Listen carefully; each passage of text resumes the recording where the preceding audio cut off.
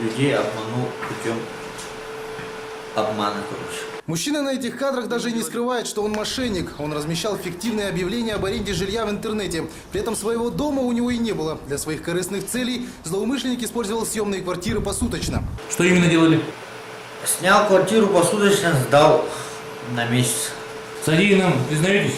Конечно. Заманчивая стоимость аренды заставляла потерпевших даже не проверять документы. Однако после съемок квартир уже к вечеру домой приходили настоящие хозяева. Таким хитроумным планом злоумышленник обманул 3 людей. Общая сумма ущерба составила более 40 тысяч рублей. Личная полиция предупреждает, перед тем, как передать деньги, убедитесь, что человек, стоящий перед вами, на самом деле является собственником жилья.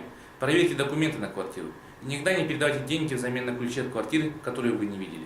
Сейчас в отношении данного злоумышленника возбуждено уголовное дело по статье 159 Уголовного кодекса Российской Федерации. Проверяется также его причастность в других фактах о мошенничестве. Сюжет подготовлен пресс-службой Межмуниципального управления МВД России «Якутская».